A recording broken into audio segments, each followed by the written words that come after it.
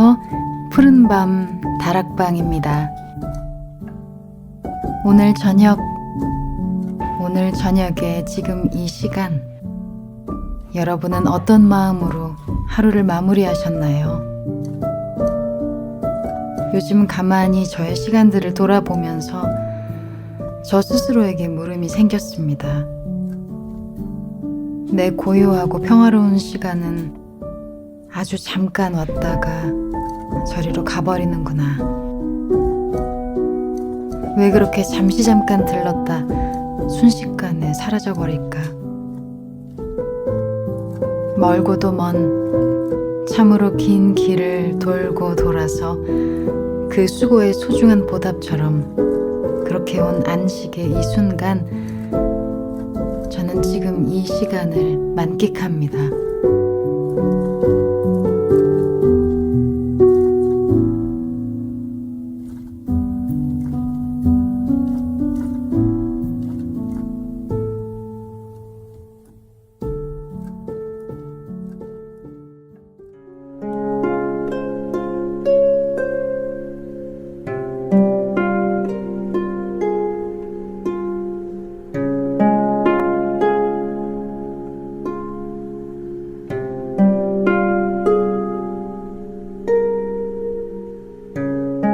풀, 김수영.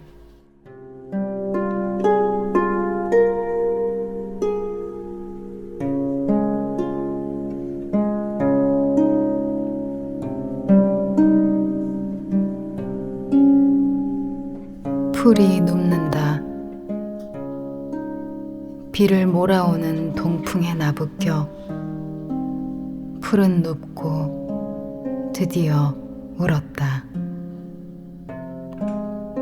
날이 흐려서 더 울다가 다시 누웠다.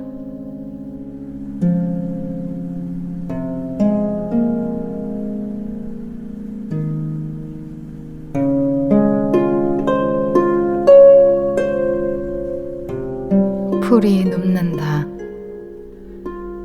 바람보다도 더 빨리 눕는다. 바람보다도 더 빨리 울고 바람보다 먼저 일어난다.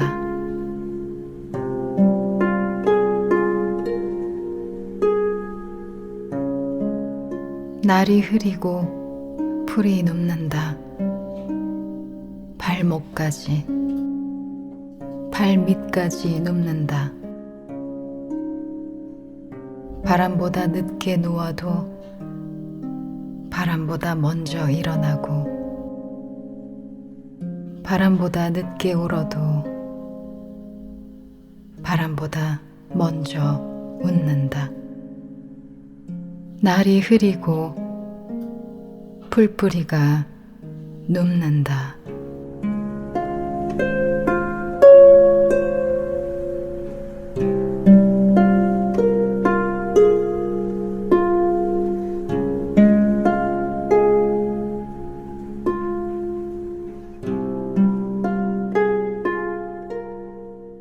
네, 김수영의 시 풀을 들려드렸습니다. 이 시는 유고작이 되었는데요. 1968년 6월 16일에 김수영 시인이 불의의 교통사고로 세상을 떠나기 20일 전에 쓰여진 시가 되었습니다. 일본 유학 시절에 다니던 학교를 그만두고 미즈시나 하루키 연극연구소에서 연극을 배우며 활동을 했습니다. 연극을 사랑한 한 청년에서 1945년에 예술부락이란 잡지가 있는데요. 거기에 묘정의 노래라는 시로서 등단을 하였습니다. 김수영 시인의 산문도 많이 알려져 있습니다. 시어 침을 뱉어라 중에 이런 글이 있는데요. 시를 짓는 일은 머리로 하는 것이 아니고 심장으로 하는 것도 아니고 몸으로 하는 것이다.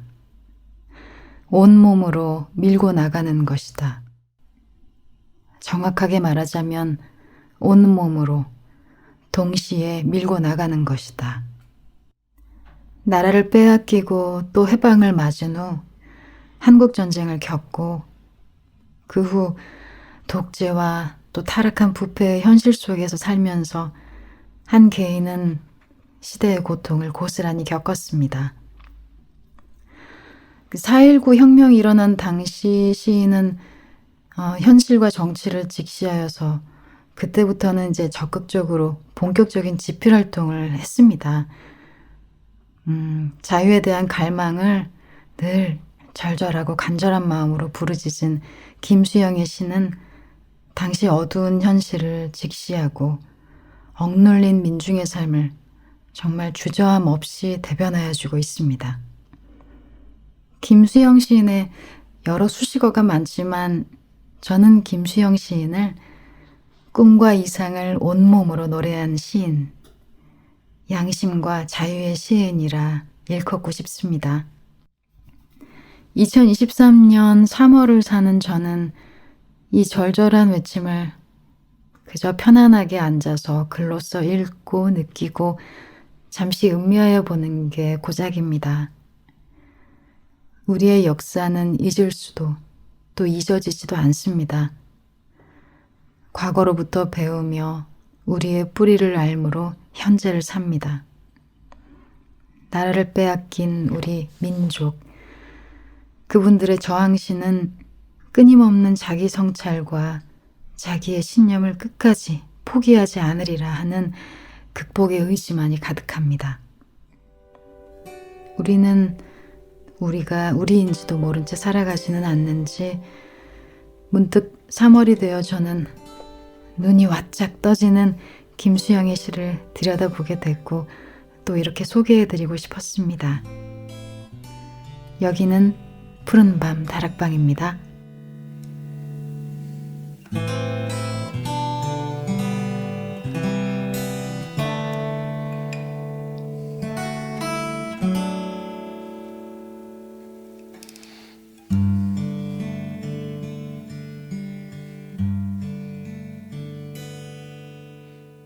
오늘 다락방에 4번째 손님이 오셨습니다. 이 방 분위기의 그 따뜻한 느낌하고 왠지 잘 어울리는 분이신데 오늘 다락방에서 저는 처음 뵙고 또 미리 사전에 뭐 이야기를 거쳐서 인터뷰를 하고 뵌 것도 아니고 또 질문지도 안 드리고 어떻게 보면 오늘 처음 만나서 이렇게 즉흥적으로 대화를 하는 거예요. 그래서 저는 엄청 떨린데 많이 여유가 있으세요. 아무래도 역시 내공이 다르신 분입니다. 한번 인사를 부탁드려도 될까요? 네. 안녕하세요. 배우 전현아라고 합니다. 네. 반갑습니다. 안녕하세요. 네, 안녕하세요. 아마 사실 모르시는 분은 없을 것 같습니다. 그런가요? 예. 드라마를 TV에서는 네네. 정말로 많이 나오시잖아요. 네. 여인천하라는 작품으로 여러분들께 좀 인사를 드렸었고요. 그리고 이제 여러분들이 많이 알아봐 주셨었어요. 네. 그 경빈 처소에 있는 나인으로 네. 온갖 나쁜 짓 다 하고 다니고 그리고 여기서 치이고 저기서 치이고 그랬던 금이라는 역할로 여러분들께 인사드렸었죠. 근데 그 작품도 되게 오래됐어요. 벌써? 오래됐는데 네. 굉장히 저도 지금도 기억에 남습니다. 그 작품은. 그러세요? 사극을 근데 많이 하셨어요. 제가 방송국에 입사하기 전에 제가 SBS 4기 탤런트거든요. 그 전에 이제 무대에서 데뷔를 했었고 무대에서 조금씩 쌓고 있던 중이었기 때문에 그랬는지 방송국 입사하고 났을 때 연기 표현하는 게 좀 깊다. 네. 나쁘게 얘기하면 조금 뭔가 좀 무겁다. 그런 지적을 좀 받았었거든요. 근데 이제 그런 어떤 모습들이 사극 쪽에 조금 더 잘 어울렸었나 봐요.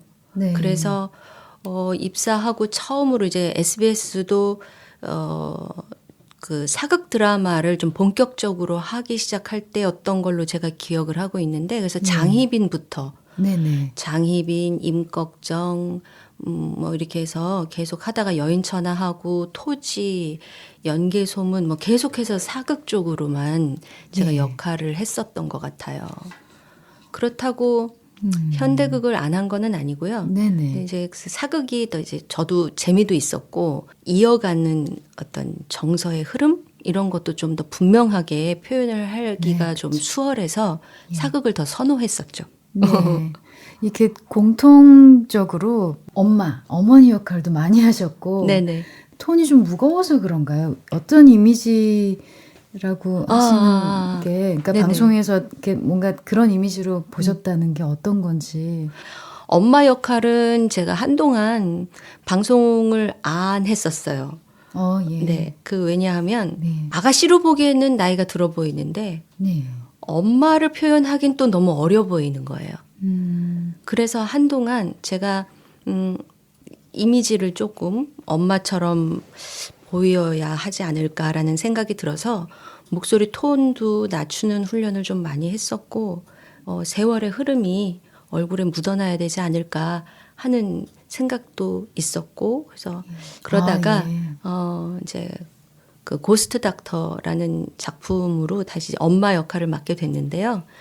그때 그래도 나이 들어 보이게 해야 한다라는 저의 매니저의 그 주문 때문에 막 늙게 보이려는 애를 썼어요. 근데 막상 모니터를 이렇게 딱 보면서 이제 나이 들어 보이네 라는 얘기를 듣게 돼서 그때 처음으로 나이 든 게 잘했구나 라는 생각을 하게 됐습니다. 지금 근데 사실 나이가 네. 들어 보인다. 그 노력을 정말 하셨을 것 같아요. 지금도 너무 저하고 별 차이가 안 나 보이시고 교사 선생님 같은 느낌도 있으시고. 네네. 근데 그게 말씀하시는 이 정확한 발음 이런 것들이. 네. 근데 오히려 굉장히 장점 아닌가요? 저는 장점이라고 생각을 합니다. 예. 요즘에 그 연기하는 배우들을 보면 네. 조금 이렇게 대사가 안 들리게 하는 것들이 좀 많은 것 같아요. 네. 요즘 드라마에서. 그쵸. 그 우리나라에 그 뭐 메소드 연기라고 하는 그 예. 시스템이 이제 들어온 지 오래되기는 했지만 제가 이게 좀 귀에 자주 듣게 된 게 예능 프로에서 먼저 이렇게 막 얘기를 하는 거를 들은 거예요. 좀 네. 진지하게 개그나 아니면 예능 프로에서 즉흥으로 막 하지 않고 좀 진지하게 하고 막 이러면 너 지금 메소드 하니? 뭐 이렇게 하면서 예. 말씀들을 하시더라고요. 네. 그래서 그 메소드가 예능 쪽에서 먼저 이게 보급된 게 아닌가 단어가. 근데 사실은 자연스러운 연기라는 거에 대해서 고민하고 있는 분들이 전부 다 이제 그 뭐 메소드라는 거를 생각을 하고 계시죠. 노력하시고 네. 또 더 발전시키고 그러는데 그거에 그 자연스러움이라는 거에 이건 제 개인적인 생각인데요. 예. 그 자연스럽다라는 거에 해석 네. 을 좀 잘못하신 분들은 연기를 안 해도 된다라고 생각을 하시는 것 같아요. 예. 연기라는 거는 어쨌든 간에 있을 법한 인물을 표현을 하는 거기 때문에 어느 정도의 형식과 그다음에 어떤 틀은 좀 있어야 되지 않을까 네. 하는 생각이 좀 들거든요. 그런 면에 있을 때 젊은 친구들 중에 좀 너무 말을 흐리게 하면 배우의 제1 의무라고 제가 배운 바로는 전달이거든요. 전달. 네, 내용 전달. 내용이라는 거에는 뭐 많은 게 또 포함이 돼 있긴 하겠지만 그 전달하는데 제일 첫 번째를 지금 놓치고 가는 그런 배우들이 좀 보이는 것 같아요. 네. 네. 그래서 좀 아쉽죠. 그 두 번째 때 이제 게스트로 오신 분이 정하미 배우이셨는데 네네네네. 네. 그런 이제 비슷한 이야기들을 많이 해주셨어요. 저한테도 많이 또 도움이 됐었고 네. 많이 가르쳐 주셨는데 네네. 공통적으로 이 무대에 서보신 배우들은 그 점을 굉장히 중요하게 생각하시는 것 같아요. 아무래도 그 무대는 예. 상대 배우하고만 교감을 갖는 게 아니라 그 객석에 앉아 계시는 관객과의 네. 또 그 교감도 필요하고 또 상대 역과의 나누는 대화 내용을 또 관객들이 보고 듣기 때문에 염두에 둬야 되는 거죠. 그러니까 범위가 좀 넓어서 그런 것 같아요. 네. 네. 공채 사기 SBS 탤런트로 데뷔를 하셨는데 네. 첫 그 무대에 서신 데뷔는 언제인가요? 제가 93년도. 아, 93년도요? 네, 93년도에 서울예술단에서 가야금을 해야 하는 배우가 필요했어요. 네. 근데 제가 가야금 전공하시죠? 네, 고등학교 때 가야금을 전공했거든요. 네, 네. 근데 정말 우연한 기회에 연출하신 선생님이 계신 다른 연습장에 제가 놀러 갔어요. 네. 그랬다가 그 연출 선생님께서 참 가야금 할 사람이 필요한데 가야금 해야 하는 배우가 필요한데 이렇게 말씀하시는 거예요. 그래서 막 가슴이 쿵당쿵당 뛰는 거죠. 제가 했어요. 저는 좀 가야금을 좀 할 줄 알아요. 이 말씀을 드리고 싶은데 너무 어려운 연출 선생님이셨어요. 네. 그래서 막 떨다가 선생님 제가 가야금을 조금 그랬더니 조금 해가지고 되는 게 아니에요. 그러시더라고요. 네. 근데 그냥 그걸 기억을 하고 계셨던지 한번 나와보라고 그래서 오디션을 봤죠. 아, 예. 오디션을 보고 가야금과 노래 테스트를 했고 그리고 이제 집에 네, 집에 있는데 한번 다시 또 부르세요. 예. 그때 연수단원으로 저희 학교 선배, 네. 고등학교 선배가 연수단원으로 입단을 하게 됐는데 그분이 가야금을 할 줄 안다는 거예요. 그러니까 네. 서울예술단에서는 기왕이면 외부 캐스트보다는 그렇죠. 좀 우리 단원 중에서 하는 게 더 좋지 않냐라는 반응을 하셨던 것 같아요. 그래서 둘이 또 다시 테스트를 받았어요. 근데 불행 중 그 선배님한테 죄송하지만 불행 중 다행이었던 건 그 선배님은 대금 전공이고 가야금이 부전공이었어요. 네. 그래서 이제 제가 역할을 땄죠. 그래서 예. 나름대로는 화려하게 데뷔를 했으나 네. 그 이제 타이틀도 잘 붙었어요. 김영삼 대통령 취임 경축 행사 및 예술의 전당 전관 개관 기념 공연. 네. 그래서 정말 큰 행사를 하셨네요. 네, 그래서 네. 그 예술의 전당 오페라 극장에서 예. 되게 크게 공연을 했어요. 아. 네. 그렇게 해서 제가 뮤지컬 배우로 시작을 했죠. 번데기라는 창작극을 해서 예. 네. 그리고 나서 이제 그 번데기라는 작품을 했는데 그 작품도 되게 좋았던 게 그때는 뮤지컬 관련된 그 시상식 같은 게 없었어요. 그 뮤지컬의 초기라 그러니까 제가 또 무슨 시조새 같은 느낌이 됐는데 아니 근데 이제 그 활동하시는 선배님들 계시고 선생님들 계셨는데 이렇게 딱 어워드 뭐 이런 제정된 상들이 없었던 시기라 서울연극제에 출품이 됐었어요. 네. 네, 연극제의 한 장르, 연극의 한 장르였어요. 그래서 그렇게 들어가고 그때 첫 번째 뮤지컬 어워드가 생겼어요. 그래서 그 번데기라는 작품이 서울연극제 대상도 탔고 네. 그리고 그 뮤지컬 어워드에도 출품이 됐었죠. 네. 그래서 제가 최정원 선배하고 같이 예. 신인상 후보로 올라갔으나 선배가 훨씬 더 잘하니까 네, 그때 이제 후보로 만족을 했죠. 그리고 이제 제가 계속 뮤지컬을 했어야 되는데 네. 선배님이 정극을 이제 한 서너 작품을 물고 들어가면서 제가 자연스럽게 이렇게 뮤지컬계하고 좀 멀어지게 됐어요. 제가 그 엄마 이야기라는 네. 작품 네. 잠깐 봤는데 노래도 너무 잘하셨는데 아쉽지 않으신가요?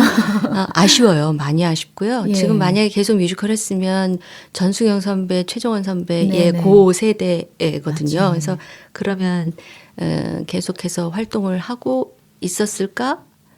네. 그렇다고 뮤지컬을 못한 것에 대한 아쉬움이 있지만 연극을 하고 있다라는 것에 대한 아쉬움은 없어요. 네, 이제, 네. 워낙 아기 때부터 연극 배우가 꿈이라고 꼭 연극자를 갖다 집어넣고 그랬었기 때문에 저는 지금은 되게 좋아요. 근데 노래극은 계속 하고 싶어요. 네, 요즘에는 연극과 뮤지컬이 꼭 이렇게 나눠져 있지 않고 또 맞아요. 막 이렇게 서로 넘나드는 게 많습니다. 네, 그게 더 보면. 좋아진 것 같아요. 예. 네. 그게 어릴 때부터 좀 연극 배우 하고 있다고 하신 게 네네. 아무래도 가족의 영향인가요? 그렇죠. 아시는 분들은 아시겠지만 저희 가족이 또 다 배우 가족이라고. 다 배우시고 네. 또 그 동생분의 처 네네네. 아내분 되시는 네. 분까지 다 배우라고 들었는데요. 그쵸. 아버지께서 연기 되게 오랫동안 하시고 계시는 전무성 선생님이시고요. 네. 그다음에 또 남편은 호랑이 선생님으로 유명했었던 아역 배우 출신 김진만 씨고, 네. 그다음에 제 동생도 연기를 하고 있고, 제 동서. 네. 그쵸, 예. 네네. 동서도 태백산맥이라는 영화에서 아역으로 이제 데뷔를 하게 돼서 계속 네. 연기를 하고 있었던 김미림이라는 배우고요. 네. 어떻게 그렇게 다 그렇게 만났어요. 예, 참 신기하게 네. 그렇게 인연이 되셨네요. 그래서 아버지가 연극을 하시니까 집안 경제는 엄마가 맡아야 하셨죠. 네네. 그래서 엄마가 퇴근을 하시기 전에 아버지가 연습장에 일찍 나가셔야 돼요. 네. 무조건 일찍 나가서 대기하시는 분이라 5분만 어머니가 늦게 오시더라도 못 참고 저를 데리고 나가셨어요. 이제 봐줄 사람이 없으니까. 아, 예. 그래서 제가 그렇게 언니 배우셨구나. 오빠들하고 같이 놀고 그 놀면서 네. 네, 그 언니 오빠들이라고 하는 분들이 최종원 선생님, 강인덕 선생님 이런 분들이셨다고 네. 하더라고요. 그래서 그분들 연습하시는 거 보고 그러고 자랐다 보니 예. 너무나 아름답고 멋있어 보였던 거죠. 그래서 나도 저렇게 돼야지 이 생각을 많이 했었어요. 논문도 네. 쓰신 것 같아요. 배우 전무송에 관한 네, 연구, 연기에 관한. 주제를 그렇게 잡았을 때 예. 사실은 논문 생각을 안 하고 있을 때 교수님들께서 아버지 정리해드려라 이런 말씀을 좀 해주셨어요. 근데 제 생각은 그때 당시에는 아니 현역으로 열심히 활동하고 계시는 분을 왜 이렇게 정리를 해야 되는 거지? 그 이제 배우들에 대한 연구는 사후에 돼야 되는 거 아닌가? 이런 생각이 들어서 또 거기다 아버지시잖아요. 네. 그러니까 그게 되게 거부감이 컸어요. 그래서 저 아니더라도 하실 분들 계실 텐데요. 뭐 이러면서 계속 눈 마주치지 않고 도망 다녔었는데 제가 제일 그래도 옆에서 지켜봤고 오히려 객관적으로 평가를 할 수는 없지만 좀 정리해드릴 수 있을 것 같더라고요. 네. 그래서 이제 뒤늦게 교수님께 여쭤봤더니 늦었다. 빨리 해라. 잘했다. 이렇게 칭찬해 주신 교수님도 계시지만 네가 왜? 네 사심이 들어가지 않겠어? 너무 좋게 평가하지 않겠어? 이런 우려의 말씀을 하시는 교수님도 계셨어요. 근데 그렇게 해주셨다 보니까 훨씬 제가 객관적으로 예, 예. 보게 되더라고요. 아버지의 장단점을 파악을 했었고요. 아버지께서도 네. 그 말씀을 하셨어요. 네가 나를 꿰뚫었구나 이런 말씀도 하시긴 예. 하셨어요. 그래서 나름대로는 객관성을 띠려고 되게 노력을 했고 배우 연구에 대한 지금 이제 배우 연구들이 우리나라는 많지 않거든요. 네, 맞습니다.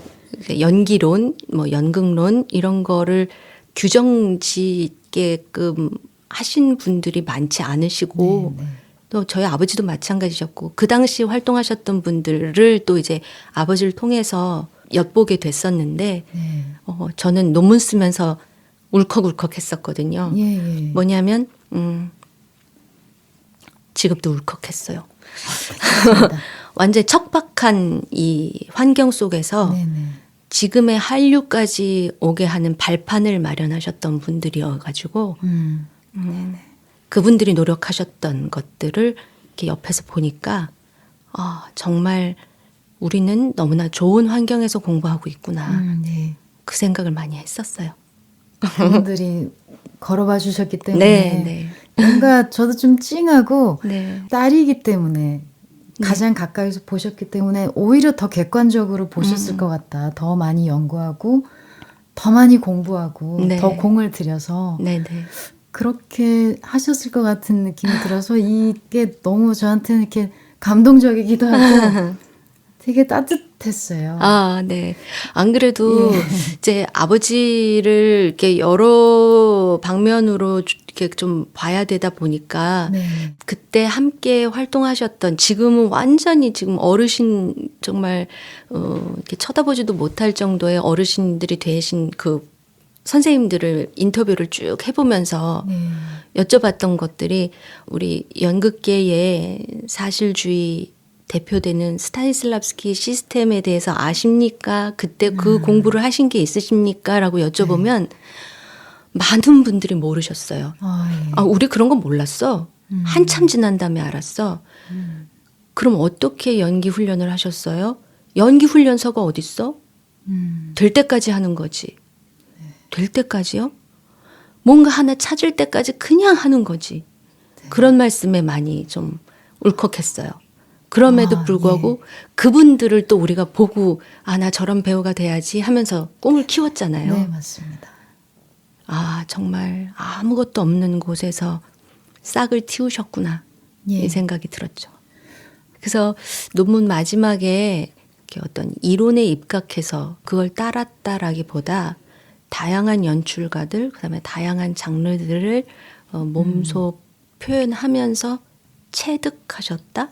아버지의 스승이셨던 선생님이 먼저 인간이 되라라는 말씀을 하셨다고.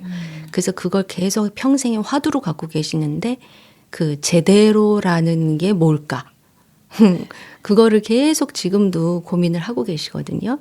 그래서 그 제대로에서 어떤 그 연기를 바라보는 관점이 생겼던 걸로 보아진다라고 마무리를 지었는데 그 논문을 읽으셨던 어떤 분이 그 말씀을 하시더라고요. 후학들한테 어떤 하나의 기준 네네. 또는 닮아야 하는 연기력을 쌓기 이전에 연기 세계에 들어오기 위해 갖추어야 할 것들 좀 공부하는 데 있어서 도움될 만하다 이런 말씀을 해주시더라고요. 그 논문을 보고 싶은데요. 갑자기 그런 네네. 생각이 듭니다. 논문 검색하는 리스라고 하는 사이트가 있어요. 네. 거기 보면 무료로 보실 수 있습니다. 아, 네. 지금 자녀들 한 분이신가요? 두 분? 아, 네, 저기 아들 하나예요. 아, 네, 중학교 네, 3학년 아들이에요. 올라가요. 네. 네. 혹시 관심이 연기 쪽으로 있지는 않은가요? 그 아기 때 아빠하고 할아버지를 베란다로 나가게 하는 거예요. 네. 그래서 거실 불을 다 꺼놓고 베란다에 있는 불만 켜놓고 그리고 거기서 그림 자극을 하라고 아, 시키더라고요. 그래서 얘가 연출 쪽으로 관심 있어 하는 거 아닐까? 그리고 이제 막 걸음마 배우고 말 조금 할 때 그 명동 예술극장에 갔었거든요. 이제 아버지가 공연을 하셔서. 근데 그 컴컴한 무대에 그냥 성큼성큼 들어가요. 그러더니 무대 중앙에 서더니 엄마 얘가 무대야? 이러고 물어보더라고요. 그래서 얘가 이쪽으로 가는 거 아닐까? 라고 생각을 했어요. 네.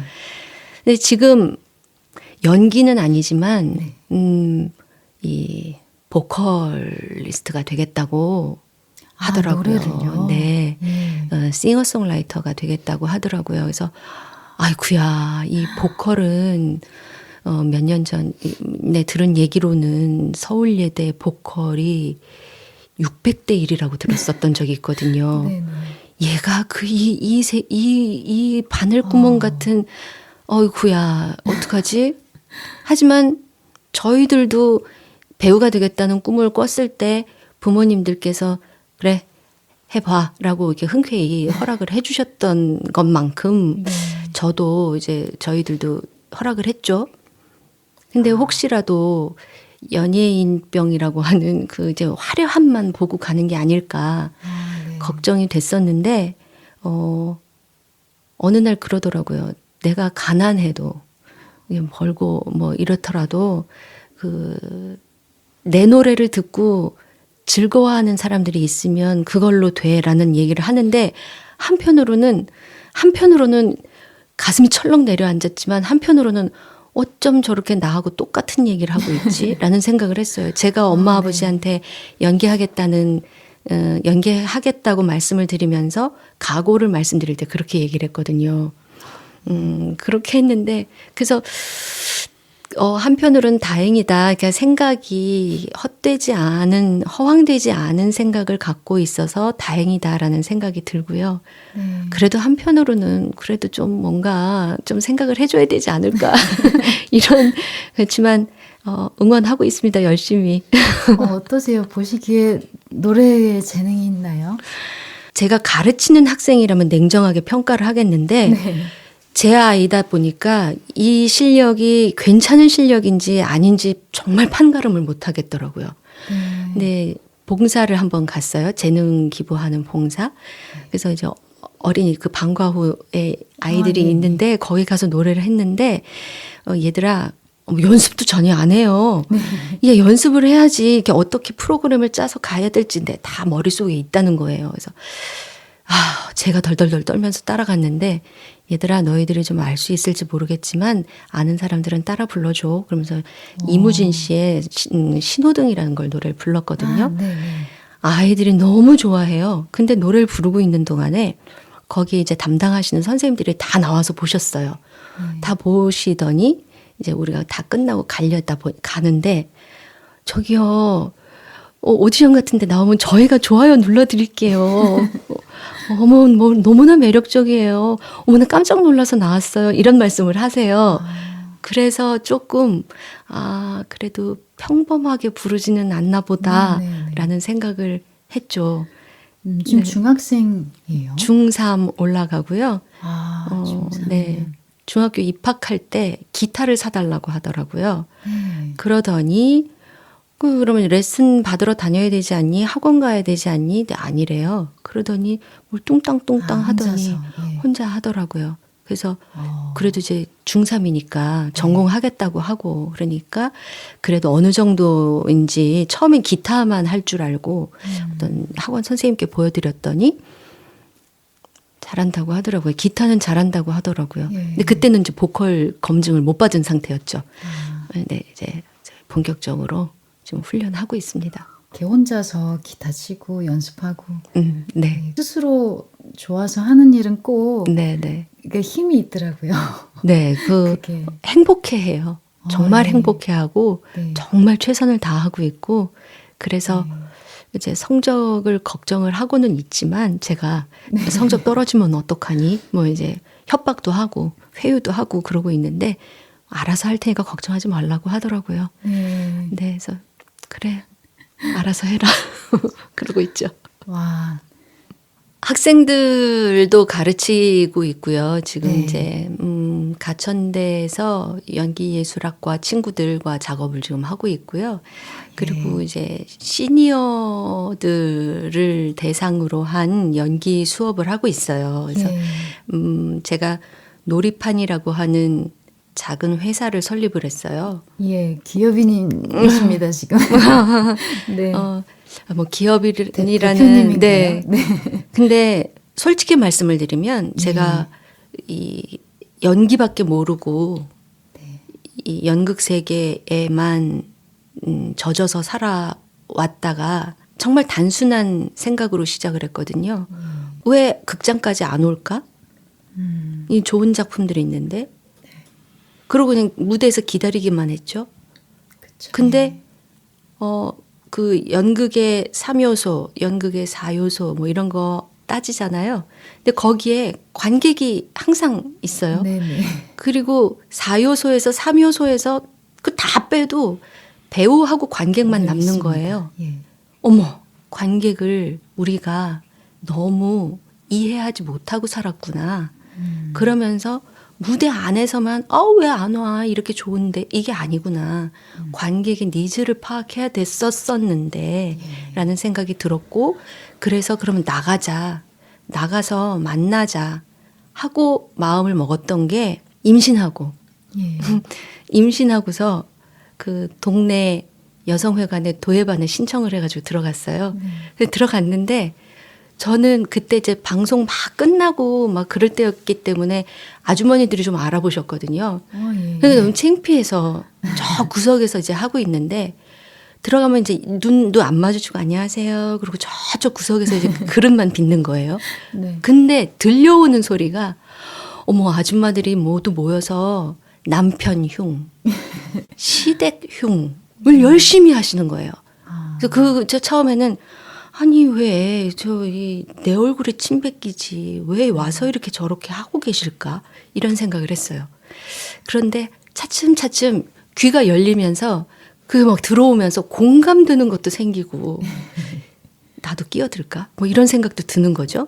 그러다가 제 멘토께 한번 여쭤봤어요. 저기 이렇게 이러이러한 게 들리는데 이게 제가 평범해지는 겁니까? 아니면 사람이 되는 겁니까? 하고 여쭤봤어요. 그랬더니 이제 사람이 되는구만 그러시는데 그 말씀 들었던 순간에 어머 내가 너무 사람들하고 격을 두고 있었구나. 일반 사람들하고 다르다고 건방 떨고 있었구나 생각이 들었던 거예요. 그래서 이제 관객과 마주해야 되겠다. 더 다가가야겠다. 옆에 있어야 되겠다는 생각에 입시를 한 10여 년 해오던 거에서 좀 거기서 제가 피로도도 느꼈고 또 좀 더 연기에 대한 기본을 가르치지 못하는 거에 대한 미안함도 있었고 이래서 입시 학원을 접고 취미가 미술이야, 취미가 음악이야, 노래 불러 또 발레도 하시는 분도 많은데 연극은 어렵다고 생각을 하시는 것 같아요. 발레보다 더. 그래서 어려운 게 아니라는 거를 좀 알려드리고 싶어서 이제 대중과 함께 하겠다 했거든요. 네. 그러다 보니까 어르신들도 저 요새 60대 모델 배우를 꿈꾸는 분들 많으시잖아요. 예, 너무 그래서 맞습니다. 그분들을 이제 함께 하면 좋겠다 해서 시작을 했죠. 너무 연기밖에 모르다가 세상에 던져지니까 모르는 게 너무 많은 거예요. 세상에 뭐 회계도 모르겠고요. 경영도 모르겠고요. 어머 이거 어떻게 하면 좋아? 나 가르치는 거는 자신 있다고 생각했는데 얘 가르치는 것만 가지고 되는 게 아니고 네. 근데 이 대표는 가르치는 거 하면 안 되더라고요. 네. 이게 속된 말로 돈 벌어와야 되고요. 투자금 찾아와야 되고 또 영업도 잘해야 되고 이런 거 하나도 모르는 거예요. 마케팅에 대해서도 모르겠고요. 홍보 어떻게 하는 건데 광고는 어떻게 하는 거야? 어머머 이거 어떻게 해야 돼? 근데 젊은 배우분들 이제 방송 겸 하고 있는 연예인들 분들은 사업 되게 잘하잖아요. 네. 저는 왜 못하는지 모르겠지만 정말 못하고 있더라고요. 갑자기 흥분했어요. 아까의 차분함과는 다르게 정말 흥분해서 그래서 이게 이렇게 해서는 안 되는구나. 그래서 지금 처음부터 진짜 이 세상살이를 처음부터 세상 사는 거에 걸음마 배우고 있는 중이에요. 많이 벅차요. 벅차고 또 제가 얼떨결에 예비사회적 기업까지 받았거든요. 쉽지는 않은데 그러면 좀 지원이 많다고 해서 이제 그래 그럼 해보지 뭐. 그래서 운 좋게 육성 사업에도 선택이 되고 1년간 교육받고 그리고 예비사회적까지 받았어요. 그러면 지원할 수 있는 게 되게 많다고 했는데 너무 모르니까 지원도 잘 못하겠고 부딪히는 게 되게 많더라고요. 그리고 직원을 채용해야 되는데 직원을 채용할 만큼의 어떤 틀이 잡혀져 있지 않으니까 그러니까 내가 젊은 친구 하나 데리고 와가지고 고생만 시키고 이 친구의 어떤 경제적인 걸 뒷받침해 주지 못하면 이거는 안 하는 이만 못하다라는 생각이 들어서 아직 혼자 하고 있어요. 그러면 연기 지도도 하시고 그 외에 너무나 큰 일들을 다 도맡아서 지금 하고 계신가요? 네, 주먹국으로 하고 있죠. 빨리 틀을 잡아야 되는데 그래서 이제 그 어른분들하고 작업을 몇 번을 했었거든요. 한 번은 이제 그 엘리트 출신의 시니어 분들, 은퇴하신 분들과 작업을 해보면 표현이 이제 공연도 많이 보셨고 이런 비슷한 어떤 장르에서 활동들을 좀 많이 하셨고 안목도 있으시니까 연기 지도하기 되게 편해요. 되게 편한데 그런데 가르친다라는 것을 하는 데 있어서 어려움도 있어요. 너무 잘 알고 계시니까 그건 이렇게 하면 안 돼요. 이렇게 하면 안 돼요. 이러는 부분이 있으세요. 거의 75세 이상 되신 저기 그냥 마을 어르신들하고 한 번 한 적이 있거든요. 정말 힘들어요. 뭐가 힘드냐면요. 어머니들 2시까지 오셔야 돼요. 그러면 2분 계세요. 그래서 2분 계셔서 그 다 어디 가셨어요? 그러면 아, 또 안 왔네. 그리고 전화를 하셔야 막 돌려요. 그러면 선생님이 어머니 한 분이 막 왜 안 와? 자고 있으면 어떡해? 그러면 이제 그때서 어슬렁 오세요. 그러면 주무시다가 나오셔가지고 이렇게 머리 빠마머리 네. 이렇게 갈라져서 아시죠? 이렇게 주무시다가. 뒤통수에 예. 그렇게 하고 오셔요. 오시는데 어머니 이렇게 하는 거예요. 그러면 하나도 못 하는데 즐거워하세요. 그쵸. 네, 예. 즐거워하시고 근데 이분들하고 2년 동안 했거든요. 네. 두 번째는 인형극을 했어요. 네. 인형극을 하는데 어머니 한 분이 그러시는 거예요. 저한테 물어보지도 않으시고 옆에 계신 어머니한테 근데 이거 우리 뭐 하는 거야? 이러고 물어보시는데 깜짝 놀랐어요. 아, 아무것도 모르고 하고 계셨구나. 근데 결과물은 너무 재밌게 잘하셨고 네. 그렇게 2회를 하시더니 어머님들끼리 이제 자체적으로 네. 뭔가를 해보자 아. 이렇게 단합이 되시더라고요. 오. 그동안에는 그냥 동네 마실 나오듯이 나오셨는데 이제 이런 데서 보람을 느꼈고요. 예. 또 합천 어르신들하고 작업을 했거든요. 예. 거기는 합천군 자체에서 영상 테마파크라고 큰 세트장이 있어요. 야외 네. 세트장이 있는데 거기가 많은 제작팀들이 와서 거기서 세트장에서 촬영을 하는데 그분들의 애로사항이 뭐냐고 제작하시는 분들한테 예. 설문조사를 한 거예요. 네.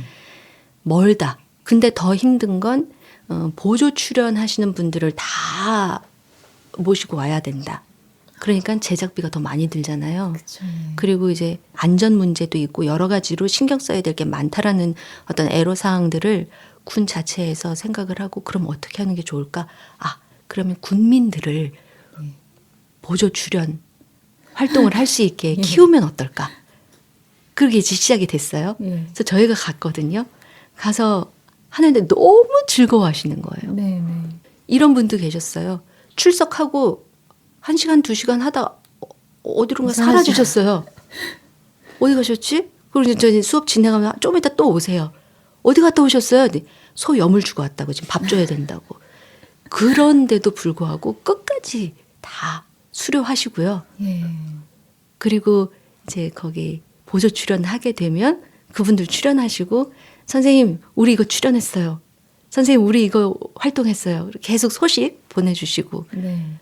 그 우리나라 사람들이 특히 어르신들은 이 속에 있는 표현을 꺼내는 것을 굉장히 어려워하세요. 특히 너무 화가 나면 오히려 꾹 누르시고 맞아요. 그렇게 살아오신 세월들이 많으셔서 그분들한테는 치유가 되는, 그러니까 회복이 되는 시간들일 것 같은데요. 네네. 정말로 이 어르신들하고 이제 마이크 갖다 놓고 또는 이제 아예 수업 시간 작정을 해놓고 예. 어머님들 옛날에 어떠셨어요? 힘들었지. 그리고 끝. 제일 즐거우셨을 때가 언제예요? 그러면 이제 한 분이 나는요 아들 낳았을 때가 그렇게 좋더라고. 그러니까 옆에 분 이제 그러셨 끝. 그래서 어쩌셨는데 좋았지. 네, 그러면 이제 옆에 계신 어머니는 어떠셨어요? 나도.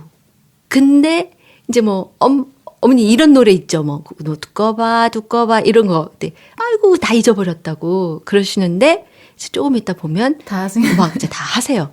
네. 그러면서 정말 신기하게도 예상하지 못했던 타이밍에 옛날 얘기를 해주시는 거예요. 네. 그러면 수업 진행 그 진도 나가야 되는 건 못하고 이제 어머니들 수다 시간이 되면서 나는 그건 약과야 뭐 이러면서 막 얘기를 하세요. 너무 재밌지 않으세요? 그럴 그 때 얘기가. 너무 재밌죠. 진짜 드라마가 따로 없는 거 네, 네, 네. 그래서 어떤 틀을 가지고 수업을 할 수가 없어요. 네. 그래서 예. 그런 거 하면서 나중에 어르신들이 선생님 너무 재밌었어요. 선생님 다음 주에 와요. 네. 그러시고요. 그 어머님들이 남자 선생님을 그렇게 좋아하세요. 그 남자 선생님 왜 안 와요? 전 싫으세요? 아니 그건 아니고 그러시는 어머니들도 계시고. 네, 너무 당연한 얘기인 것 같습니다. 네. 평소에 혼자 계시는 시간은 없으실 것 같아요. 네. 지금 저는 그게 가장 절실해요.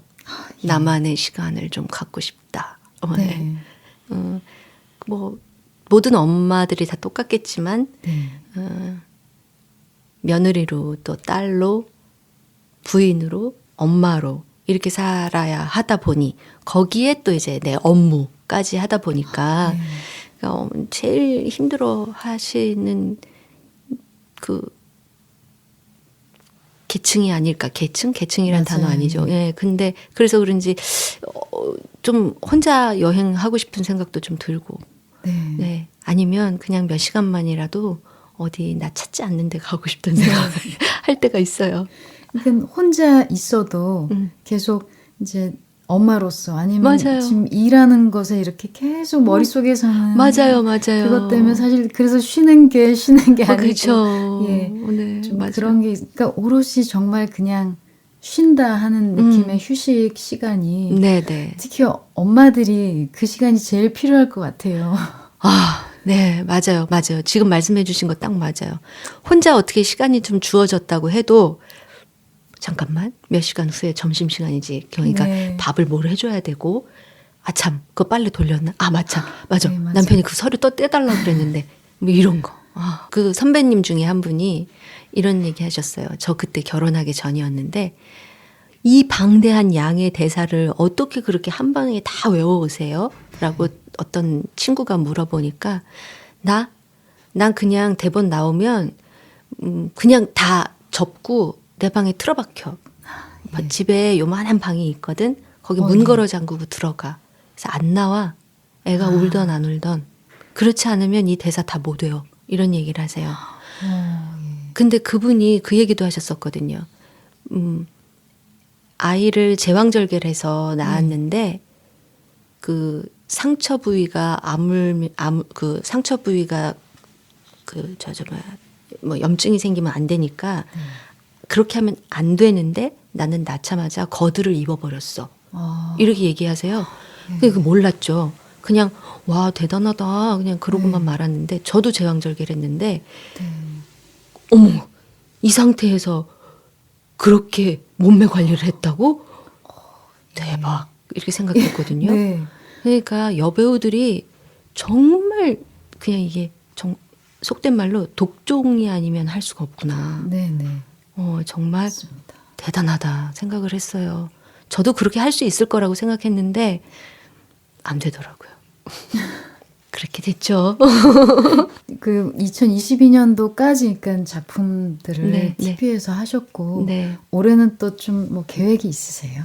계획이 몇 개 있습니다. 지금 남편하고 같이 하고 있는 그 성인 연기 하고 있는 데서 우리 그 공간을 잘 활용을 해서 우리도 좀 발표를 하고 그다음에 그 취미로 하고 계신 분들도 발표의 장을 좀 열어드리자 해서 작은 음악회처럼 작은 무대 만들어서 좀 선보일까 해요.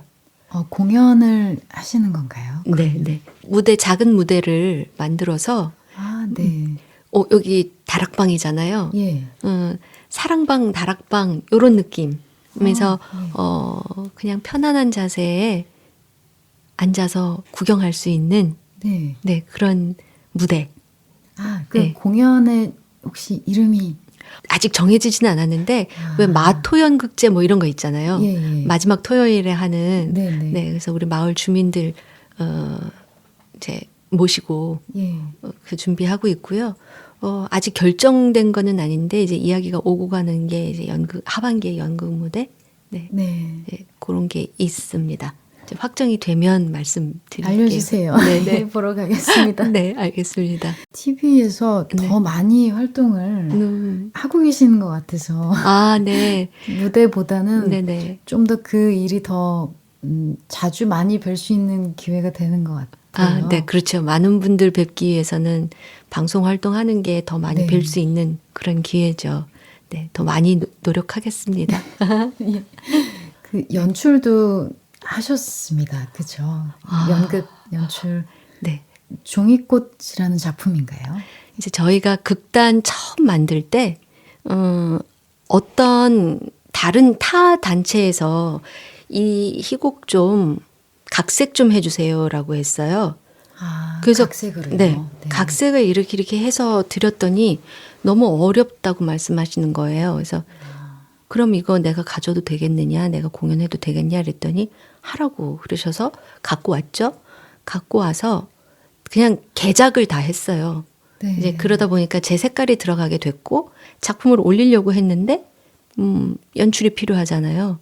그래서 제가 연출을 하게 됐고 공연을 올리려니까 단체 이름이 필요해요. 네. 그래서 어떻게 하다 극단이 됐어요. 그렇게 해서 시작이 됐거든요. 네. 그렇게 해서 연출을 하고 작품을 올렸는데 관객을 어떻게 모으지? 어떻게 모객을 하지?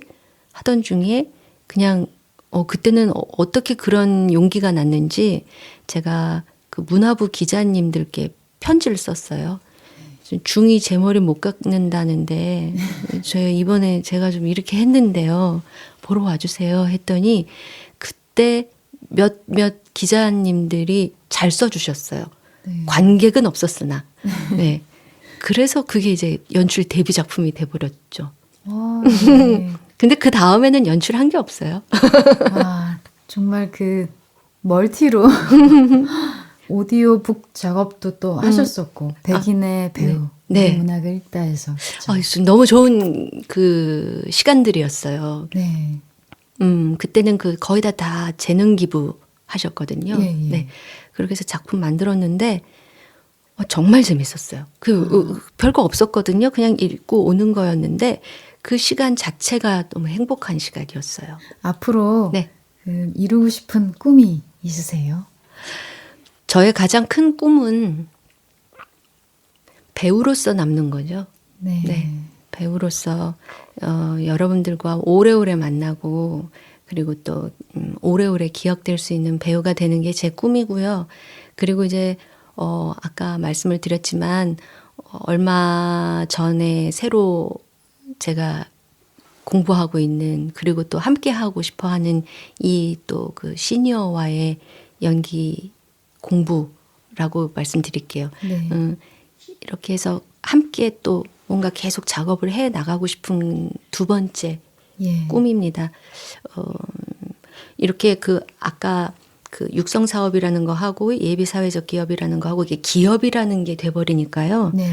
이게 쫓기는 게 생기더라고요. 네. 뭐 이렇게 또 정해진 시간 안에 얼만큼의 어떤 그 소위 말해서 실적이라든지 어떤 매출이라든지 이런 것들이 이렇게 나야 되고 하다 보니 이렇게 막 시간에 구애받지 않고 하고 있었던 배우의 일에 최적화되어 있던 저의 이 삶이 쫓기니까 더 안 되더라고요. 그래서 지금은 좀 한 호흡, 좀 템포감을 좀 놓고 처음부터 차근차근 해 나가고 싶어요. 그래서 좀 느리더라도 착실하게 쌓아가는 그런 기업이 되면 좋겠다라는 생각이 듭니다.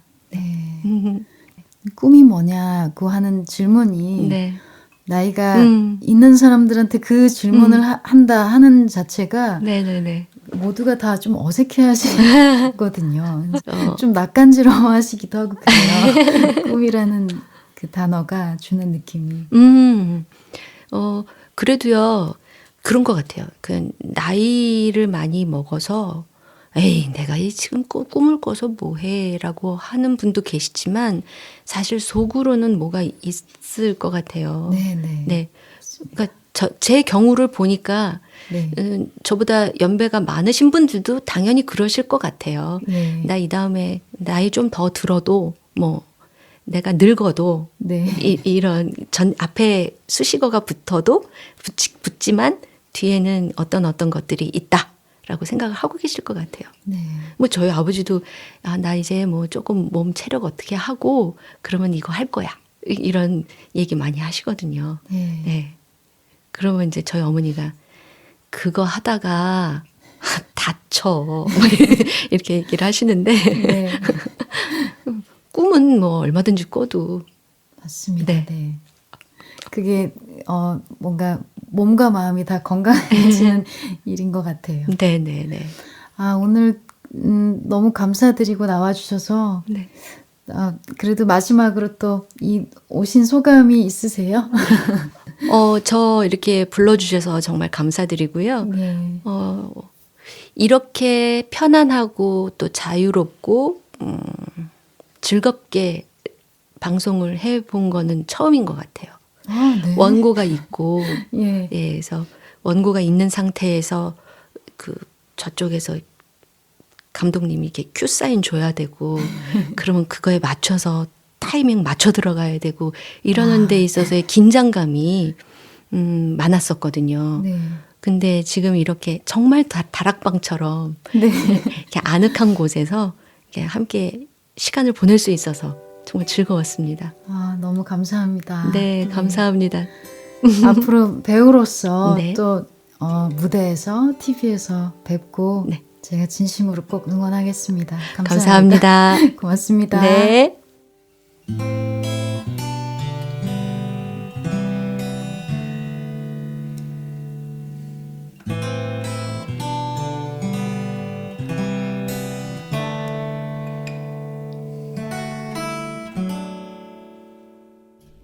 전현아님을 뵙고 이야기 나눠봤습니다. 처음 뵙는 자리에 긴장하는 저를 오히려 편안하게 안심시켜 주시면서 차분하고 또 진솔하게 살아가는 이야기를 나누어 주셨습니다. 사실은 이 짧은 만남으로 모든 것을 이야기할 수는 없지만 전현아님과의 대화를 이어가면서 받은 느낌은 참 끊임없이 노력하고 스스로를 돌아보면서 한 걸음을 아주 무겁게 내딛어서 가시는 분이란 느낌이었습니다. 소녀스럽고 또 여리여리한 모습이셨는데요. 여리지가 않고 참 강인하고 단단하시다? 그랬습니다. 대우의 시간에는 항상 기다림이 있고요. 또 그러한 나를 돌아보며 시간이 꼭 반드시 있습니다. 어쩌면 그 시간은 우리 모두의 삶에 이미 들어와 있는지도 모릅니다. 청취자 여러분의 꿈은 무엇인가요? 그 꿈은 실현 불가능할까요? 하지만 우린 지금 그 꿈을 실현해가는 길 위에 있는지도 모릅니다. 눈을 바짝 뜨고 여러분의 그 꿈을 향해 한 발 한 발 내딛어 가시기를 두 손 모아 응원하면서 3월 둘째 주 푸른밤 다락방은 이렇게 문을 닫겠습니다. 다락방의 방지기인 저는 장유희였습니다. 끝까지 이 방을 저와 함께 지켜주신 여러분 감사합니다. 부디 편안하고 따뜻한 밤 보내세요.